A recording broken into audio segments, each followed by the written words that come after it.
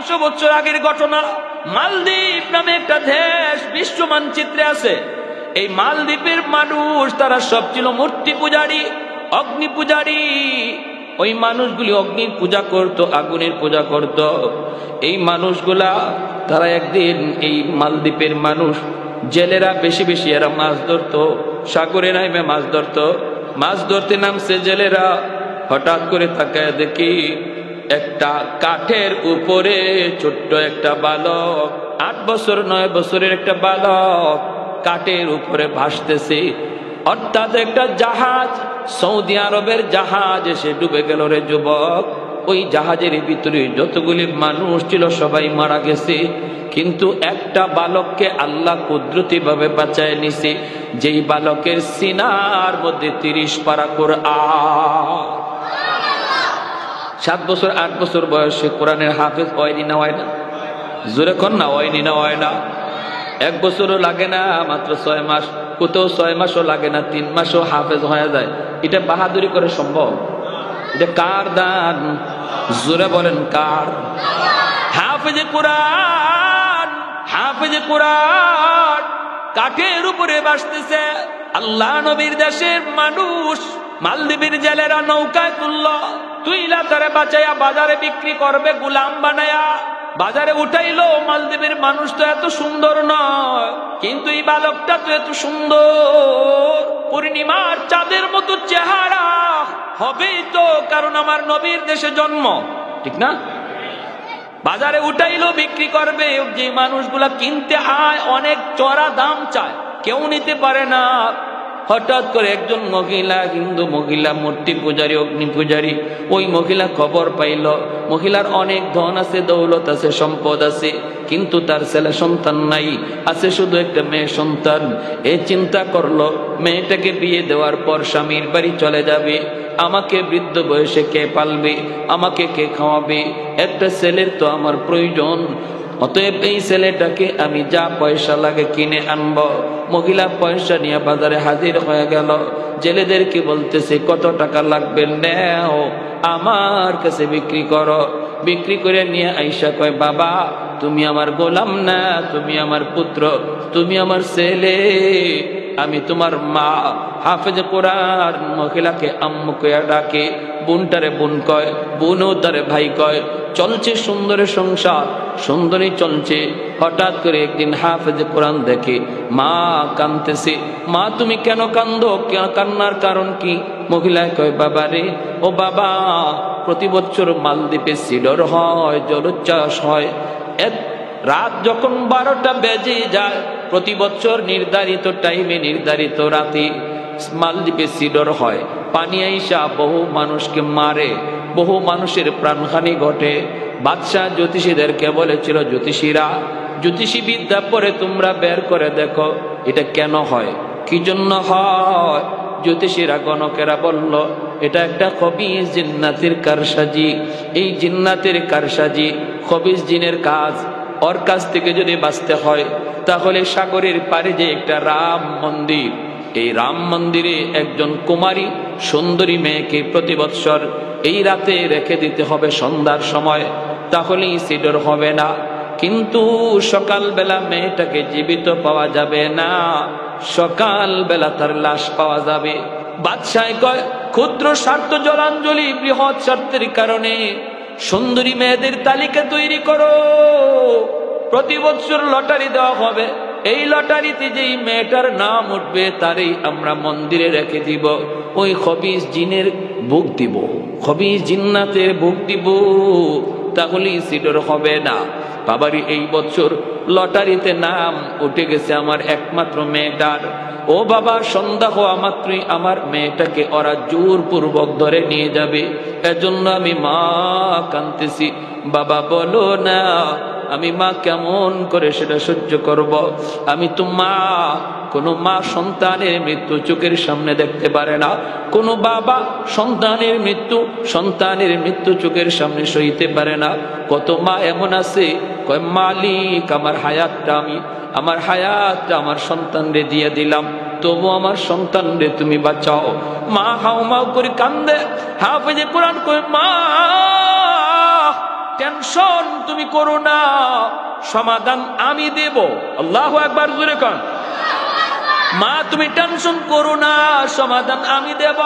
মহিলা কই বাবা তুমি আবার কেমন করে দিবা? হাফেজে কোরআন কই মা আমার বোনটারে নানার বাড়ি পাঠায় দাও। নানার বাড়ি নানির হাতের পিঠা খাক, আর বোনের জামা কাপড় পরাইয়া আমাকে মেয়ে লোক বানাইয়া পালঙের উপরে বসায় রাখো। ওরা আমাকে মেয়ে লোক মনে করে নিয়ে যাক, মন্দিরে রেখে দুক, এরপরে আমি বুঝবো আর জিনে বুঝবে। আল্লাহু আকবার। খবির জিনের কত বড় শক্তি আমি দেখব। মহিলা কই না বাবা আমি তোমাকে হাতছাড়া করতে পারি না, কারণ আমার মেয়েটা বিয়ের পরে তো চলে যাবে, তুমি তো আমাকে পালবে, তুমি তো আমাকে খাওয়াবে, আমি তোমাকে মৃত্যুর ঘাটে দিতে পারি না। হাফেজ কোরআন কয় মা তুমি তো মনে করছো আমাকে জিনে মেরে ফেলবে, কবি জিনে আমাকে খেয়ে ফেলবে, কিন্তু মা গো তুমি জানো না আমার সিনার মধ্যে আল্লাহ কি রেখে দিয়েছে। আমার সিনার ভিতরে 30 পারা কোরআন, যেই কোরআনের পাওয়ার জিন্নাতের পাওয়ারের চেয়ে 1000 গুণ বেশি। আরে কুজুরে সুবহানাল্লাহ, আর জোরে আল্লাহু আকবার। মুসলমানের আওয়াজে আল্লাহু আকবার। ভাইরা আমার, যেই মাত্র কই মা আমার সিনার ভিতরে 30 পারা কোরআন, আমার কোনো ক্ষতি হবে না গো মা, টেনশন তুমি করো না, টেনশন করো না। এই কথা বলা মাত্রই মা কই বাবা বুঝি না তুমি কি কইতে চাও। কয় মা এত কিছু বোঝা লাগবে না, যা বলছি তুমি তা করো, যা বলছি তুমি তা করো। মহিলা খেত হিন্দু মানুষ, মূর্তি পূজারী, অগ্নি পূজারী, সে কোরআনের মহত্ব বরত্ব বুঝে না, জানেও না। সন্ধ্যা হওয়া মাত্রই সরকারি ফৌজ চলে এসেছে, দরজায় নক করেছে, টক টক করে। মা দরজা খুলে দিয়ে দেখে সরকারি ফৌজ। এখনই তোমার কলিজা কাইপা উঠছে, হায়রে আমার ছেলেটারে নিয়ে যাবে মেয়ে মনে কইরা, মেয়ে লোক মনে কইরা আমার ছেলেটারে নিয়ে যাবে, আমার ছেলেটারে আর মনে হয় পাবো না। মহিলায় কয় রাম রাম রাম। হাফেজে কোরআন কয় মা গো রাম রাম কইও না, রামে বাঁচাইবার ক্ষমতা বাঁচাই কে? আরে একটু জোরে কে? সব মারা গেল, জাহাজ ডুববে, বাঁচাইলো কে? আল্লাহ চাইলে পারেনি না পারে না? যারে আল্লাহ রাখে কেউ তারে মারতে পারে না, আর যারে আল্লাহ ধরে কেউ তারে সারাইতো। জোরে খন ইন্না বাতুশা রাব্বিকা লাশাদীদ। আল্লাহর ধরা বড় কঠিন। ধরে না ধরলে আল্লাহ ছাড়ে না, ঠিক কিনা? হুট করে আল্লাহ ধরে না, আল্লাহ সময় দেয়, সুযোগ দেয়, বান্দা দেখি এরপরে ফিরে আয়, এরপরে ফিরে আয়। যখন আয় না তখন ধরে। ফেরেশতারা আল্লাহ ফজরের নামাজটা পড়ছে না, সকালবেলা নাস্তা দিমু, আল্লাহ কই দি আল্লাহ জোহরের টাইমে মনে হয় আমার বান্দা নামাজে আইব, জোহরের টাইমটা তো নামাজে আইলো না। ফেরেশতারা আল্লাহ দুপুরে খানাকে হাজির করব, আল্লাহ কয় দিয়া দেও, রিজিক বন্ধ করো না, আসরের নামাজে আমার বান্দা আইব। যেরকম সুবহানাল্লাহ। আসরও আয় না, তখন আল্লাহ কয় মাগরিবে আইব।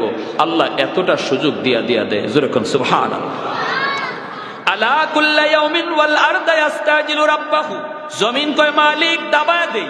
ওয়াল মালাইকাতু ইস্তাজিলু রাব্বাহু ওয়াল বাহরা ইস্তাজিলু রাব্বাহু। ফেরেশতারা কয় আল্লাহ ধ্বংস করে দেই, আর কত দেখবো, আর গুনাহ কত দেখবো, আর সহ্য হয় না। আল্লাহ তুমি কও। জমিনে কয় আল্লাহ আর কত দেখবো, আর কত দেখবো, ভাল লাগে না।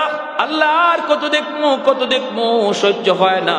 সাগর মহাসাগর কয় আল্লাহ আর সহ্য হয় না। আমি এই বঙ্গোপসাগরের পারে আইসা কক্সবাজারের সমুদ্র সৈকতে তোমার কুদরত দেইখা সুবহানাল্লাহ জিকির করব। তা না করে তারা নষ্টামি করে, গান বাজনা করে, বেহায়ামি করে, বেলাজি করে। ও মালিক আমি সাগর আর কত দেখবো। আসবিরু আল্লাহ আসবিরু ইলা মাতা আসবিরু।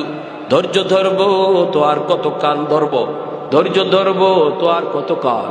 আল্লাহ কয় উসকুত, চুপ থাকো। আমার বান্দা বান্দির ভিতরে তোমরা নাক গলাবা না। আমি আল্লাহ আমার বান্দার অপেক্ষায় আছি। দিনের বেলা তওবা করলো আমি তওবা কবুল করব, রাতের বেলা তওবা করলো কবুল করব। যেরকম সুবহানাল্লাহ। কোন এক টাইমে দেখো আমার বান্দা আমার কাছে তওবা করে কিনা, করলি আমি আল্লাহ কবুল করে নিব। সুবহানাল্লাহ। আমার ভাইরা, এইবার দেখা গেল কয় কয় রাম রাম কে চিল্লাইতেছে। এখন হাফেজ কোরআন কয় আল্লাহ রে ডাকো, রাম হবে না, রাম রামে এরা তো ভগবান কইতে দেরি লাগে, ভগবান বানাইতে দেরি হয় না। বট গাছও ভগবান, গঙ্গা নদীও ভগবান, গাইও ভগবান, বট গাছও ভগবান, তুলসী গাছও ভগবান। আল্লাহ নবী বাইতুল্লাহর ভিতরে মূর্তি পাইছেন 360টা। মূর্তি আসিল বাইতুল্লাহ কয়টা? 360টা। বর্তমানে দেবতা হইল ওই কোটি বা 33 কোটি। দেবতা হইছে কতটা? 360 আসিল দেবতা, বর্তমানে চলছে 33 কোটি দেবতা। এটা যে আরো কত কোটি যায়, কারণ অবাক কিছু দেখলেই, আশ্চর্যের কিছু দেখলেই ভগবান বানাইতে দেরি হয় না। বট গাছ বয়স কত? 100 বছর, কইতে ইডুই ভগবান। গাই ওরে আল্লাহ দুধ দেয়, উলান কাটলে দুধ পাওয়া যায় না, তে ভগবান এটাই। তুলসী গাছ কই এটা কেন লাগে ভগবান? কয় এটা খাইলে, এটার পাতা খাইলে কাশ কমে যায়, তে এটাই ভগবান। হয়েছে নি কাম হয়েছে? উসমান হারুনি ইনি গেছেন খাদেম লইয়া, শীতের দিন প্রচন্ড শীত, উনি অজু করবে, ওই অবস্থায় দেখতেছে কি যে পানিটা, অজুর পানিটা একটু গরম করবে উসমান হারুনি। তো খাদেমকে বলতেছে বাবা দেখতো একটু আগুন নি পাওয়া যায়, আমি একটু অজুর পানিটা গরম করব। তো খাদেম যায় পাইছে আগুন, কিন্তু আগুনের পাশে মানুষজন আগুনের পূজা করে। উনি গিয়া কয় ভাই একটু আগুন দিবা? ওই লোকগুলা কয় না, আমরা আগুনের পূজা করি, আমরা কোনো মুসলমানরা আগুন দিতে পারি না। খাদেম আইসা কয় হুজুর এরা আগুন দিবে না কেন? কয় ওরা আগুনের পূজা করে, এজন্য আগুন আমাগরে দিবে না। উসমান হারুনি তিনি খাজা মঈনুদ্দিন চিশতি রহমতুল্লাহি আলাইহির উস্তাদ, তিনি চলে গেছেন, গিয়া বলতেছে ভাই একটু আগুন দাও না। কয় না বললাম তো দিব না। কেন? কয় আমরা আগুনের পূজা করি। কেন? কয় আগুনের পূজা করি এজন্য, আমাদের বাপ দাদাও করছে। কেন করছে? কয় যা শুনছি আগুনের পূজা করলে মরণের পরে আগুন জ্বালাবে না, আগুনে একটু মায়া করবে, এজন্য আমরা দুনিয়াতে আগুনের পূজা করি। উসমান হারুনিকে ভালো কথা, মরার পরে যদি আগুনে তোমাদেরকে মায়া করে, পূজা করলে তাহলে তো পূজা করতায় আরো বেশি করে করো, তবে একটু টেস্ট করে দেখো না তোমাদের পূজা এই মূর্তি কবুল করতেছে কি না করতেছে না, সে কি তোমাদের পূজার উপরে সন্তুষ্ট না অসন্তুষ্ট, এটা একটু টেস্ট করে দেখো। দুনিয়াতে মূর্তি পূজারীরা কয়, আগুন পূজারীরা কয় এটা আবার কেমনে? উসমান হারুনি কয় আঙ্গুলটা আগুনের মধ্যে দিয়া দেখো আঙ্গুল জ্বালায় কিনা, যদি আঙ্গুলটা না জ্বালায় তাহলে বুঝবা তোমাদের উপরে আগুন সন্তুষ্ট, মরণের পরেও জ্বালাবে না। আর যদি দুনিয়াতে আঙ্গুল জ্বালায় তাহলে বুঝবা এই পূজায় কাম হইতেছে না, মরার পরে আঙ্গুল না খালি পুরা বডি জ্বালায় সার করবো। অগ্নি পূজারীরা কয় রে মৌলবী তো বড় চালাকরি, আইসা আমার ঘরে আগুন দিয়ে জ্বালাইতো। কয় মিয়া আগুনের অভ্যাসই তো জ্বালানো, আগুনের মধ্যে যা দেয় তাই তো জ্বলে, আগুনের স্বভাবটাই তো জ্বালানো। উসমান হারুনি কয় না, আগুনের স্বভাব জ্বালানি না, আগুন তার মালিকের কথায় চলে, মালিক যদি ইশারা দেয় জ্বালায়, যদি ইশারা না দেয় জ্বালায় না। এজন্য ইব্রাহিম খলিলকে জানায় নাই, মুসা কালিমুল্লাহকে তুর পাহাড়ে জ্বালায় নাই। অগ্নি পূজারীরা কয় মিয়া মুসা ইব্রাহিম বুঝি না, তুমি কিছু পারবাইনি দেখাও, আমরা যা দেখি আগুনে জ্বালায় না, আগুনে জ্বালায়। উসমান হারুনি কয় তাহলে দেখবা। এই বইলেই ছোট্ট একটা বাচ্চারে টাস করে কুলে নিয়া একটা লাফ দিয়া আল্লাহু আকবার কইয়া আগুনের ভিতরে চলে গেছে। মূর্তি পূজারীর দল একজন আরেকজনকে কয় রাম রাম রাম রাম রাম, কয় মৌলবী মরছে মরুক, কিন্তু আমাদের ছোট বাচ্চাটার কি দোষ ছিল? উসমান হারুনি আগুনের ভিতরে, ওরা চিল্লাইতেছে, চিল্লায় নিজের বাচ্চার লাগে, উসমান হারুনি লাগে না, উনি জ্বলছে জ্বলুক, বাচ্চাটারে জ্বলে গেছে।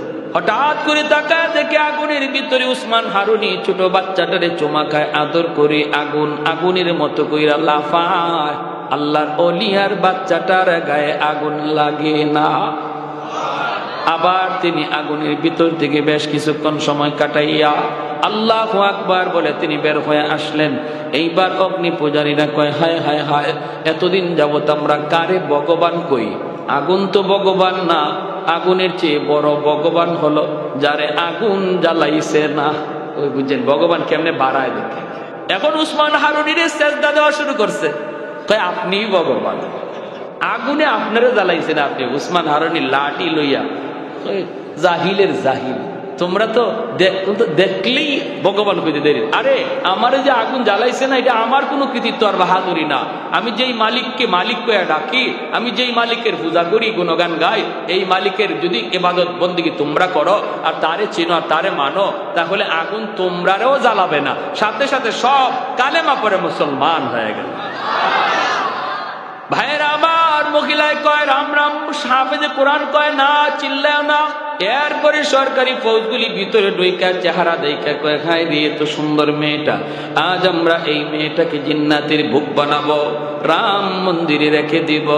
হায় হায় হায়, হাফেজে কোরআনকে নিতে চায়। ভাইয়েরা বন্ধুরা, সে বলতেছে আমাকে ধরা লাগবে না, আমাকে টান দিতে হবে না, জোর জবরদস্তি করতে হবে না, আমি নিজেই মন্দিরে যাব। এই বইলে সে রওনা দিল। বলুন তো, মেয়ে লোকের পোশাক পইরা যে বসা, সে কি মেয়ে লোক নাকি ছেলে? ছেলে। সরকারি সৈন্যরা কয় মেয়ে, এটা মনে করে নিতেছে। ভালো কথা, মন্দিরে রাখছে, রাখে চলে আসছে। সকালবেলা গেলে লাশ আনবে। আর হাফেজ সাহেব মন্দিরের ভিতরে ঢুককেই মেয়ে লোকের পোশাক খুললা, ভিতরে তার যে পোশাক ছিল এই পোশাক রাখা, জায়নামাজ একটা ছিল, জায়নামাজ মন্দিরের ভিতরে জায়নামাজ বিছাইয়া আল্লাহর কদমে সেজদা দেওয়া শুরু করছে। ঘটনা লিখছেন কে? বিশ্ববিখ্যাত পর্যটক আল্লামা ইবনে বতুতা।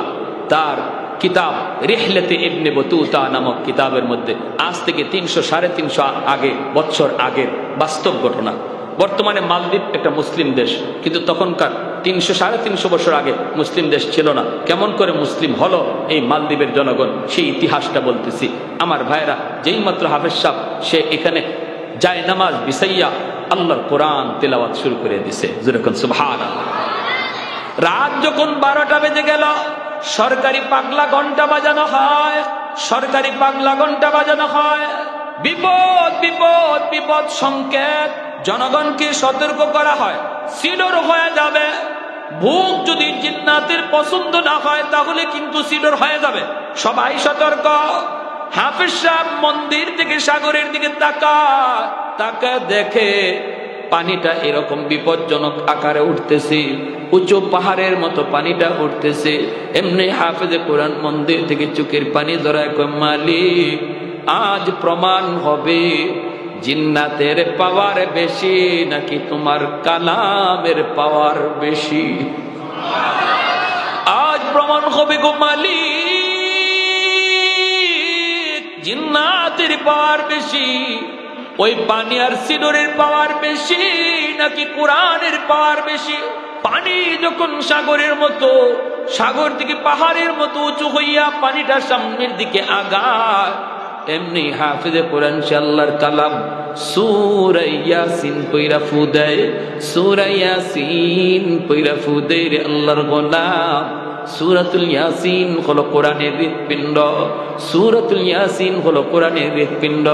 এই সূরার অনেক দাম, অনেক দাম।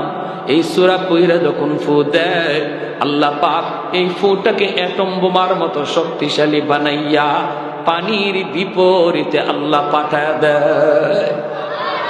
সাগরের মাঝামাঝিতে যা আক্রমণ করে, পানিটা আবার পানির মধ্যে দেবে যায়, সিডর আর হয় না। সাগরের মধ্যে পানিটা আবার নিস্তেজ হয়ে যায়। সকালবেলা তারা গেছে লাশ আনার জন্য, সকালবেলা গেছে লাশ আনার জন্য, যা দেখে লাশের কোনো বংশ নাই, বরং মন্দিরের ভিতরে একজন হাফেজে কোরআন কোরআন তেলাওয়াত করতেছে। সরকারি ফৌজরা যে কই লাশ কই? হাফেজ সাহেব কই লাশ কোথায় পাবা? কয় কেন? গত রাত যে আমরা মেয়েটারে আনলাম। কয় গত রাত তোমরা মেয়ে লোকরে আনো নাই, কারে আনছি? কয় আমারই আনছ। চোখগুলো বড় বড়। কই কি কষ্ট? আমরা আনলাম মেয়ে মানুষ, তুমি ছেলে মানুষ। কারে বলো? আমি আমার বোনের কাপড় চোপড় পইরা মেয়ে লোক সাহায্যে বসা আসিলাম। হয়তো তুমি বসা আসিলা মন্দিরে? তুমি আসিলা? বলে হ্যাঁ মন্দিরে আমি ছিলাম। কত সিডরও হলো না, তুমিও মরলা না।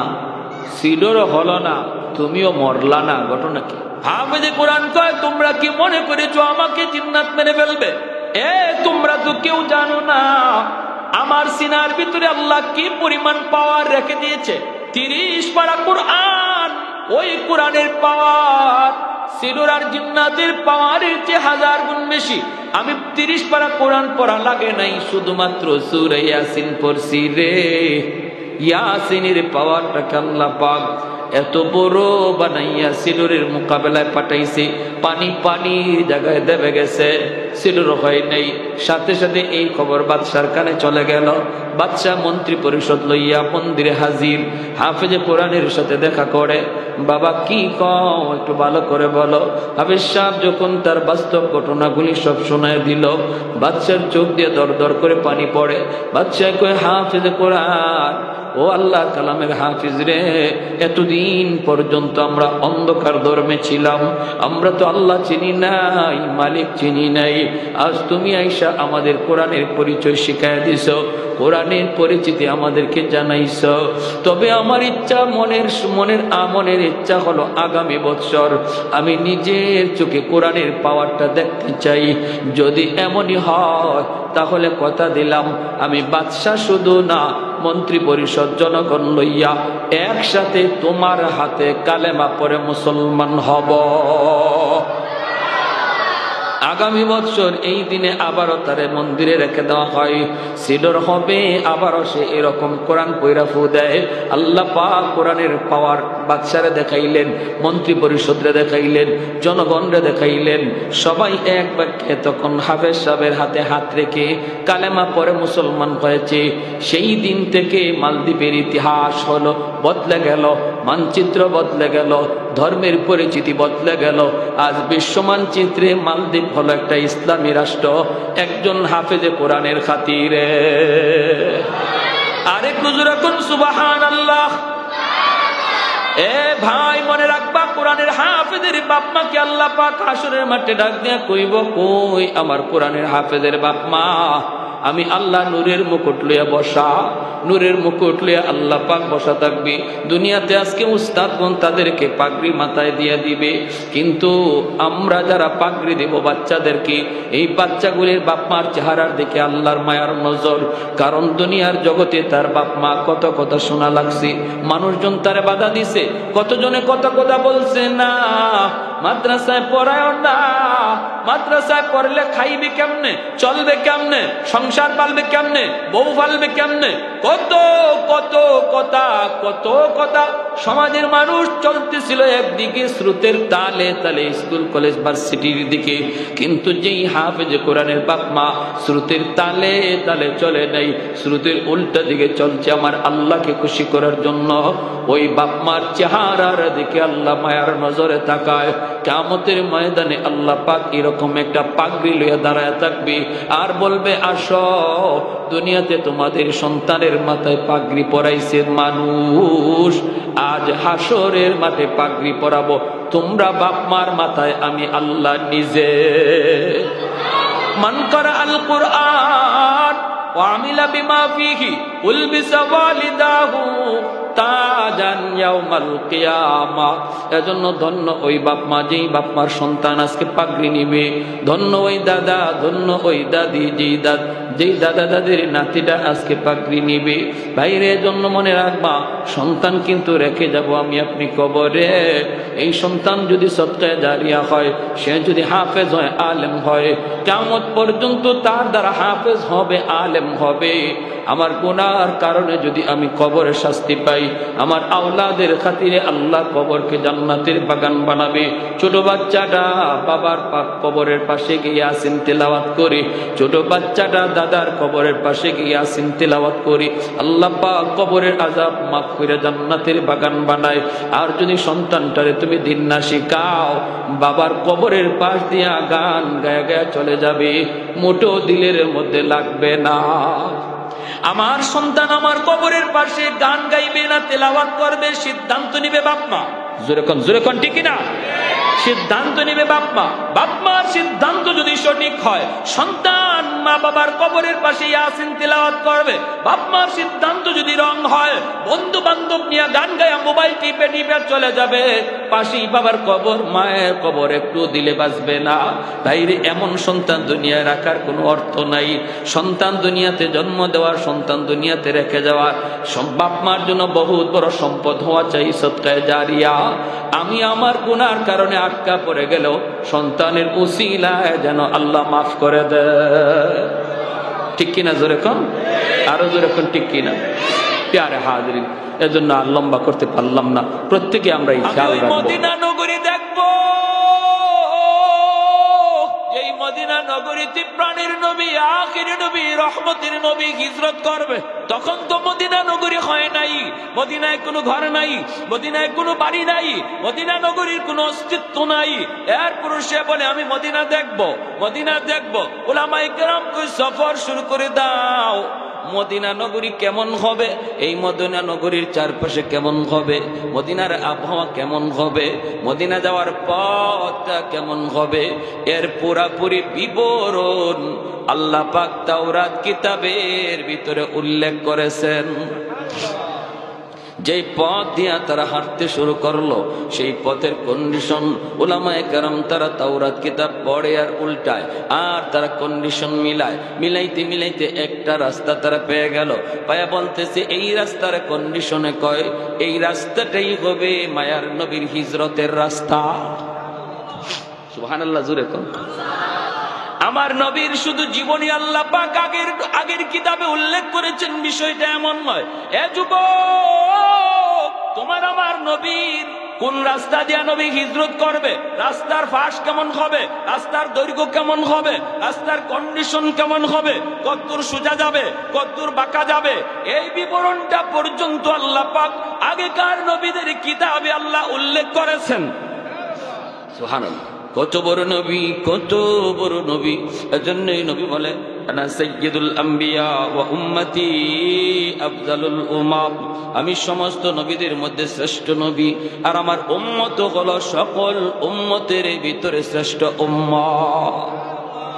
কষ্ট লাগে আজকে আমার জন্য, আজকে ওই নবীর উম্মত গুলি তারা নবীর আদর্শ ভুইলা, নবীর তরিকা ভুইলা, নবীর নমুনা চাইরা, নবীর রং ভুইলা অন্য রং আমদানি করে, অন্য কালচার আমদানি করে, নিজের সুরতটারে বিজাতীয়দের মতো প্রেজেন্ট করে, রিপ্রেজেন্ট করে। অথচ কষ্ট লাগে রে যুবক, তুমি তো নবীর উম্মত হিসেবে ফখর করার কথা, ঠিক কিনা? আমি আমার নবীর উম্মত, আমি শ্রেষ্ঠ নবীর উম্মত, ওই নবীর উম্মত যেই নবীর বিবরণ আল্লাহ ইনজিল কিতাবে দিয়েছেন, যেই নবীর শুধু বিবরণ না, নবীর জন্ম কোথায় হবে, নবীর জন্মের পর হিজরত কোথায় করবেন, হিজরতের রাস্তা কেমন হবে, হিজরতের নগরীটা কেমন হবে, আবহাওয়া কেমন হবে, রাস্তার কন্ডিশন কেমন হবে, যার প্রতিটা কদমে কদমে বিবরণ আল্লাহ পাক আগেকার সমস্ত নবীদের কিতাবে আল্লাহ উল্লেখ করেছেন। আমি সেই নবীর গর্বিত উম্মত, এটা আমার গর্বের বিষয়। আমি আমার নবীর রংটারে গর্বের বিষয় বলা দরকার ছিল, গর্ব করে বলা দরকার ছিল, এতে করে আল্লাহ আমার উপর খুশি হয়ে যেতেন, আল্লাহ খুশি হয়ে যেতেন, আর এত সমস্যা আমাদের থাকতো না। সব সমস্যার সমাধান করতেন কে? আল্লাহ যদি খুশি হয়ে থাকতেন, আল্লাহ যদি আমাদের থেকে মুখ ফিরে না রাখতেন, তাহলে নাফ নদীর পানি আর মুসলমানের রক্তে লাল হতো না, ঠিক কিনা? আওয়াজ দিয়া বলেন, লাল হতো না, আল্লাহ যদি আমাদের উপরে রাজি থাকতেন। অতএব বর্তমান সময় আমাদের সবচেয়ে বড় করণীয় হলো আল্লাহকে রাজি করা। আল্লাহকে যে নারাজ করেছি, এই নারাজি থেকে আল্লাহকে রাজি করায়া আল্লাহর চেহারা আমাদের দিকে নিয়ে আসা, তাহলে আমাদের কোনো টেনশন নাই। দাঁড়ায় থাকবো ময়দানে একা, পিছন থেকে মারবেন আল্লাহ নিজে।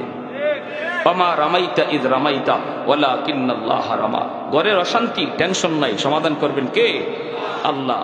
ঘরে বাইরে আজকে মুসলমানের আগুন, একটাই কারণ, আমরা নবীর রং ছেড়ে দিয়েছি। এটাই একটাই কারণ, একমাত্র কারণ, নবীর আদর্শ ছেড়ে দিয়েছি।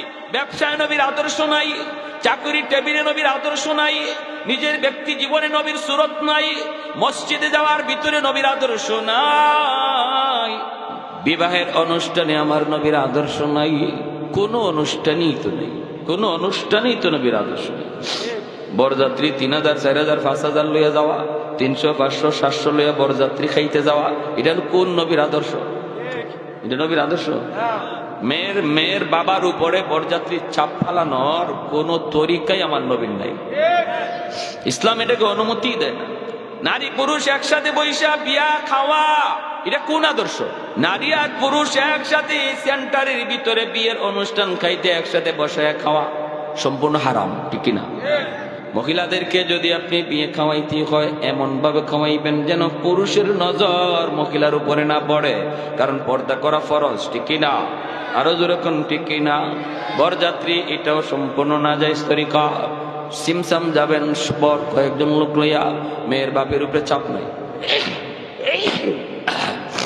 বলুন তো বিয়ের মধ্যে যৌতুক নেওয়া এটা নবীর কত বড় আদর্শ? যৌতুক চিনেন? আপনাদের এলাকায় কি বলে যৌতুকে? যৌতুক করা সিস্টেম ডাইরেক্ট যৌতুক খায় না, ঘুরাইয়া খায়, আসেনি না? নাই। ছেলের বাবা নিজে কয় না, বন্ধুরে দিয়ে কওয়ায়। হয় না, ছেলের বাবা তো কিছু চায় না, ছেলেও কিছু চায় না, তবে কিছু না দিলে কেমনে হয়? বর্তমান যুগে তো একটা পালসার মোটরসাইকেল লাগে, একটা কালার টিভি লাগে। ভাত এমনে খায় না, এমনে খায়। বুঝেননি কথা? সোয়াল করা যাবে না, সোয়ালের বাহানাও করা যাবে না, ঠিক না? হ্যাঁ, কোন জায়গাতেই আমরা দেখতেছি, ছোট হোক বড় হোক, কোন জায়গাতেই আমরা দেখতেছি আমার নবীর আদর্শ কি ছিল এটা আমরা মুসলমান জানার চেষ্টাও করি না, মানিও না। আমাদের মতো হুজুররারে বসায় যদি চেয়ার টেবিলে বসায় যদি খাওয়াইতে চান আপনারা, তাহলে আপনারা যে কেমনে খান এটা আমাদের বুঝেই ধরে না। অনেক সময় বলি যে কেন চেয়ার টেবিলে বৈশা খাওয়া কি এটা নবীর সুন্নত তরিকা? দস্তরখানা বিষয়ে সমান জায়গায় খাওয়া। ওলামায়ে কেরামরি যদি সাধারণ মানুষ চেয়ার টেবিলে বসে খাওয়াবার চিন্তা করে, তাহলে তারা যে দস্তরখানে বৈশা খানা খাইতে হয় মনে হয় এটা ভুলেই গেছে, এটা জানেই না। তাহলে আমাদের কোন জিনিসটা দেখে আল্লাহ বুঝবে যে তার এই কাজটা আমার নবীর মতো, অতএব তারে আমার বন্ধু বানানো যায়? আমার বন্ধুর নমুনা যেহেতু পাওয়া গেছে, তারে বন্ধু বানানো যায়, আমি তার পাশে থাকবো। আমাদের জীবনে এমন কোন আমলটা আছে যেটা আমরা আল্লাহরে দেখাবো? বলেন কোনটা দেখাবো? তাহলে কেন এত চিল্লাচিল্লি করে আল্লাহ কই তুমি, কই তুমি? মাইরা তো আমারে শেষ করে ফেলাইতেছে, আমার রক্তে তো জমি লাল হয়ে যাইতেছে। আল্লাহ তোমারে আমি মানি, তুমি কই, কই তুমি কই? আল্লাহ তো আছে ঠিকই, কিন্তু চায় না। একটা উদাহরণ দেই, দুই বন্ধু, খুব ঘনিষ্ঠ বন্ধু, একজন আরেকজনের ছাড়া চলে না, খায় না, ঘুমায় না। এখন এই এলাকায় একজন ভালো বক্তা আসছেন, ইনি বয়ান করবেন। তো ওই অবস্থার মধ্যে এক বন্ধু অসুস্থ, সে বলতেছে দোস্ত আমি অসুস্থ, আমি যাইতে পারি না। দোস্ত এক কাজ করো, তুমি হুজুরে ওয়াজটা রেকর্ড করে আইনো মোবাইলে, আমি তোমার এমবির টাকা দিয়ে দিতেছি, নাও তোমাকে এমবির টাকা দিলাম, যাতায়াত খরচ, আসা যাওয়ার খরচ বাবদ 500 টাকা দিলাম, তুমি যাতায়াত খরচ দিয়া ওয়াজ রেকর্ড কইরাও তোমার টাকা থাকবে, যা মন চায় তুমি খাইও। 500 টাকা পুঁজি দিয়ে দোস্ততারে পাঠাইছে মাহফিলে ওয়াজ রেকর্ড করার জন্য। বুঝে আসছে? হে 500 টাকা পকেটে নিয়ে রওনা দিছে, মাহফিলে আসবে। রাস্তায় পায়া গেছে তার পুরাতন বান্ধবী সকিনা। সকিনায় পাইয়েই যখন চোখের ইশারা দিয়া হইছে, আর কয় কি ব্যাপার এতদিন পরে দেখা? হের তো কলিজায় মুচড় দিয়ে উঠছে। সাথে সাথে রিক্সা থেকে নামলো, নাইমে পাশে রঙের আলাপ ঢঙ্গের আলাপ শুরু হইছে, পুরাতন কত কিচ্ছা কাহিনী। এদিকে ওয়াজ শুরু হইয়া হুজুরে বয়ান শেষ, এর খবরই নাই। হঠাৎ করে সকিনায় কয় কি খবর, কিছু খাওয়াইবা না? এতদিন পরে দেখা। কয় হ্যাঁ মিষ্টি নিয়ে আসতেছি। কয় টাকা কই? কয় টাকা আছে পকেটে 500। এই টাকা দিয়া বাজার থেকে মিষ্টি আনছে, আইনা বান্ধবীরে খাওয়াইছে, খাওয়াইয়া টাওয়াইয়া সব। যখন ওয়াজের পথে ওয়াজ শেষ, বয়ানের পথে বয়ান শেষ, হে ওয়াজের মাটি যাইতে পারে নাই, টাকাও শেষ 500 বান্ধবীর তলে। এরপরের দিন বন্ধু যখন দেখা হয়েছে, বন্ধু কেছে দোস্ত আমার ওয়াজটা দাও। কয় দোস্ত ইন্না লিল্লাহ, আমি তো ওয়াজের মাঠেই যেতে পারি নাই। কেন? কার কইও না, আমার বান্ধবী লাগাল পেয়ে গেছিল। তারপরে বান্ধবী পাইছে, বান্ধবীর মিষ্টি মাছটা খাওয়াইলাম তোমার টাকা দিয়া। বন্ধু কি তার উপরে খুশি হয়েছে না বেজার? খালি বেজার না বেশি বেজার? কি কইতেছে শুনবেন? কইতেছে সুস্থ তুই তোর বান্ধবীর সাথে কথা কইলি কইতি, কিন্তু আমার মূল ডিউটিটা তুই ঠিক রাখতি। ডিউটি ছিল ওয়াজ রেকর্ড করা, তুই ওয়াজটা রেকর্ড করতি। পুঁজি দিলাম আমি, আমার পুঁজি দিয়ে তুই গেলি, আমার পুঁজি দিয়ে আসলি, মাঝখানে আমার ডিউটি পালন করলি না। বান্ধবীর তালে পইরা আমার পুঁজি ব্যয় করে দিলি, ঠিক আছে নে, এতটা যখন তুই আমার সাথে করলি, আজ থেকে তোর সাথে আমার কোনো বন্ধুত্ব নাই, তুই তোর পথে চল, আমি আমার পথে চলি। পরের দিনই বাজারে তার দুস্তরে কয়েকজনে ধরে পিটাইতেছে, আর একজনে কয় কেউ সারা জীবন দেখলাম দুস্তরে কেউ কথা বলতে পারে না, তুমি সবার আগে থেকে উপরে বলো যে আমারে মার, এরপরে আমার দুস্তরে আঘাত কর। আজকে তোমার সামনে দুস্তরে পিটাইতেছে, তুমি যদি তার কাছে যাও না, তারে বাঁচাও না? কয় না, আর বাঁচাবাঁচি নাই, এখন যা খাইবার মন চায় আরো খাক। এতদিন মায়ের নিজের গায়ে নিছে, এখন কয় মায়ের আরো খাক, আরো খাওয়া দরকার। এমনটা বলতেছে কেন? একটাই কারণ। ঠিক তেমনি আল্লাহ বলতেছেন, বান্দা দুনিয়াতে আমি আল্লাহ তোরে ফুজি দিয়া পাঠাইছি, এই হাতটা আমার দেওয়া ফুজি, চোখটা আমার দেওয়া পুঁজি, পাটা আমার দেওয়া পুঁজি, এই সুস্থ বিবেকটা আমি আল্লাহর দেওয়া পুঁজি। এই পুঁজিটা দিয়ে আমি তোরে পাঠাইছি একটা ডিউটি পালন করার জন্য, সেটা হলো দুনিয়ার প্রতিটা কাজ আমার নবীর রঙে করার চেষ্টা করো, আমার নবীর মতো করার চেষ্টা করো, যতদূর পারো করার চেষ্টা করো, আমার হুকুমটা মাইনা চলো, এটা হলো তোমার ডিউটি। এখন দেখা যায় আমার মূল ডিউটি বাদ দিয়া আমার দেওয়া পুঁজি তুমি তোমার মন মতো খরচ করতেছো, তুমি তোমার মন মতো খরচ করতেছো, বান্ধবীর তলে, সকিনার তলে, দুনিয়ার রং তামাশার তলে। এই পুঁজি চোখ ব্যয় করো, আমার দেওয়া পুঁজি হাত ব্যয় করো, আমার দেওয়া পুঁজি পা ব্যয় করো, আমার দেওয়া পুঁজি জেহেন ব্যয় করো, ঠিক আছে নাও? আমার পুঁজি দিয়া যখন ডিউটি করো আরেকজনের, আজ থেকে আমিও তোমার সাথে বন্ধুত্ব ভুলে গেলাম, তুমি তোমার পথে চলো, আমি আল্লাহ আমার পথে। এইবার আমরা মায়ের খাই, আল্লাহ দেখতেছে, যেই আল্লাহ বদরে নিজে মায়ের ফিরাইছে, নিজে মায়ের দিছে, মুসলমান দাঁড়ায় ছিল মাত্র একশনে গেছে আল্লাহ, ওই আল্লাহ আজ আমাদের দিকে তাকায় না, অন্যদিকে তাকায় কয় মায়ের আরো খাও, কারণ আমি আল্লাহর কলিজায় আঘাত দিয়ে দিছি। আরে হাতরিন, একমাত্র কারণ এটা আজকে আমাদের মায়ের খাওয়া। রাসূল করিম সাল্লাল্লাহু আলাইহি ওয়াসাল্লাম কোন রাস্তা দিয়ে হিজরত করেছেন, সেই রাস্তাটা উলামায়ে কেরাম পায় গেলেন। এইবার উলামায়ে কেরাম বলতেছে, এই রাস্তা ধরে সামনের দিকে আগাও। সামনের দিকে আগাইতে আগাইতে তারা মদিনা নগরীর কন্ডিশন পেয়ে গেলেন। এমন একটা জায়গার মধ্যে তারা যায় পৌঁছলেন, চতুর্দিকে তারা তাকায় তাকায় তাকায় তারা বুঝে গেছে এই জায়গাটাই হবে একসময় মদিনা নগরী। আল্লাহু আকবার। এই জায়গাটাই হবে মদিনা নগরী। চতুর্দিকে পাহাড়ের কন্ডিশন, আবহাওয়ার কন্ডিশন, সবকিছু অবজার্ভ করে তারা বুঝে গেছেন তাওরাত কিতাবের ভিতরে যেই নগরীর কথা আল্লাহ পাক উল্লেখ করেছেন এই সেই মদিনা নগরী। মদিনা নগরী সন্ধান পাইয়া 400 জন আলেম তারা ডাক দিয়া কয়, বাদশাহ জাহাপনা, আমরা মদিনা শরীফের সন্ধান পেয়ে গেছি, এই জায়গাটাই হবে মদিনা, এই জায়গাতেই মায়ার নবী হিজরত করবেন। শুধু তা না, এই মদিনা শরীফেই মায়ার নবী, আখিরি নবী, রহমতের নবী, এই শহরেই তিনি চিরনিদ্রায় শুয়ে থাকবেন। মক্কা তার জন্মভূমি, কিন্তু তার রওজা মক্কায় হবে না, রওজা শরীফ হবে মদিনায়। মদিনার মানুষের সাথেই আখিরি নবী শুয়ে থাকবেন। অতএব আমরা 400 জন আলেম আমরা সিদ্ধান্ত নিয়েছি, আমরাও আর ইয়ামেন ফিরে যাব না। নবী যেই দেশে শুইবেন ওই জায়গায় আমরাও আমাদের কবর বানাতে চাই। আমরা ইয়ামেন যাব না, ইয়ামেন যাব না, আমরা এই এলাকায় থেকে যাব, এখানেই আমাদের কবর হবে। আমাদের কবরের উপরের পাশ দিয়ে মায়ার নবী হাইটা যাবে, তার পায়ের ধুলাবালিতে আমাদের কবর ধন্য হবে। বাদশাহ কই, তাহলে আমি তোমাদের জন্য 400টা বাড়ি বানায় দেয়া গেলাম, 400টা ঘর তোমাদের জন্য বানায় দিলাম। আরেকটা ঘর বাদশাহ মনের মাধুরী দিয়া বানাইল। উলামায়ে কেরাম কয়, এই ঘরটা তুমি কার জন্য বানাও? কয়, আমি এই ঘরটা বানাইতেছি কার জন্য সেটা চিঠিতে লিখে যাব। আমার মায়ার নবী যখন হিজরত করে মদিনায় আসবেন, ওই দিন মদিনায় নবীর কোনো ঘর থাকবে না। আমি নবীর জন্য জন্মের 1000 বছর আগে মদিনায় ঘর বানায়া গেলাম। এই ঘরের তালা লাগাইয়া, তালার চাবিটা আমি স্বামীর হাতে দিয়া, আর একটা চিঠি লেখা বাদশাহ ইয়ামেন চলে যায়। 1000 বছর পরে যখন আমার রহমতের নবী দুনিয়ায় আগমন করেন, নবী 40 বছর বয়সে দাওয়াতের কাজ দেন। মক্কার মানুষ মায়ার নবীকে জন্মভূমিতে থাকতে দিল না। নবী হিজরত করে মদিনার দিকে রওনা দেন। ওই অবস্থায় নবী যখন, ভাইরা বন্ধুরা, মসজিদে কুবা, ওই কুবা এলাকায় মায়ার নবী অবস্থান করেন।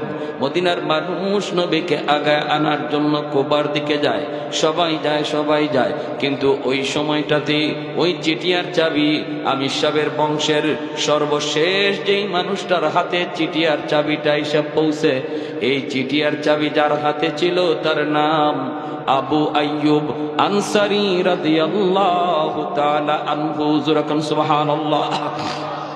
কৌনৈন মুখতার খুদা তুমকো বানায়া, কৌনৈন মুখতার খুদা তুমকো বানায়া, उम्मत का निगाहबान खुदा तुमको बनाया, उम्मत का निगाहबान खुदा तुमको बनाया।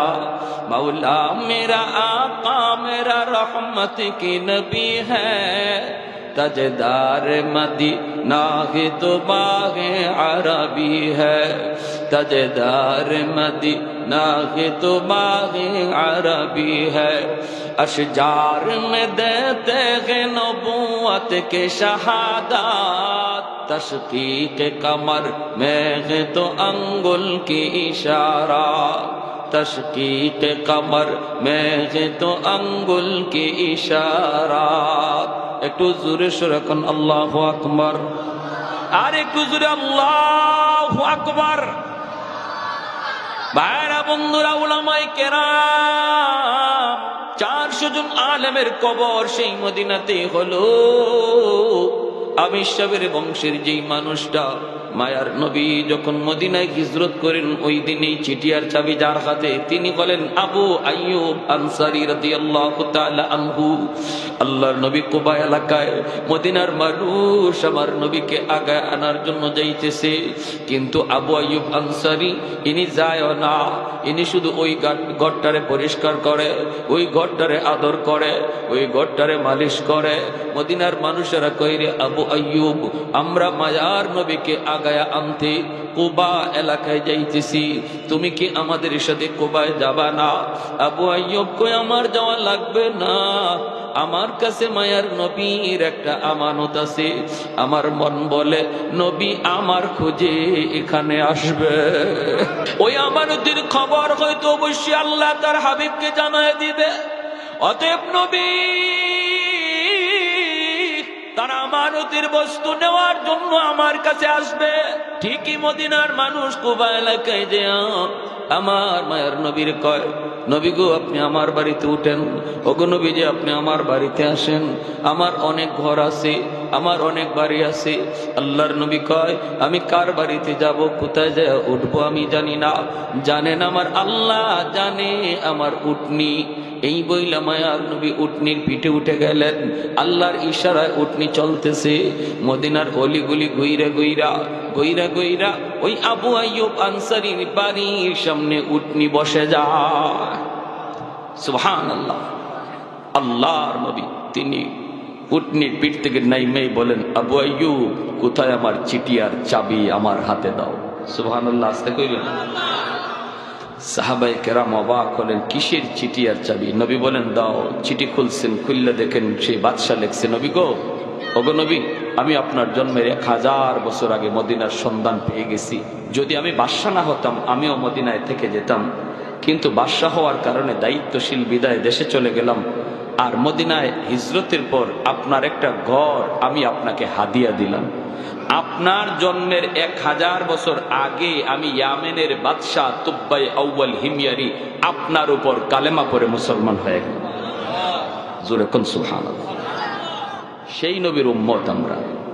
আমি আমারই চিনি না। নবীর জন্মের 1000 বছর আগে বাদশাহ নবীর উপরে ঈমান আনলে মুসলমান হয়, আর আমি নবীর উম্মত হইয়া আজকে আমি আমারে চিনতেছি না, আমি আমার মতো চলতেছি, আমি আমার রঙে চলতেছি, আর আল্লাহ মুখ ফিরে অন্যদিকে বয়ে রয়েছে। ভাইরা, অতএব এই মুহূর্তে তামাম পৃথিবী জুড়ে এক চরম এক অশান্তি কাজ করতেছে, মুসলমানের দিকে ষড়যন্ত্র ধেয়ে আসতেছে। এই মুহূর্তে আমাদের সবচেয়ে বড় পাওয়ার আর অস্ত্র হলো আল্লাহকে পাশে রাখা।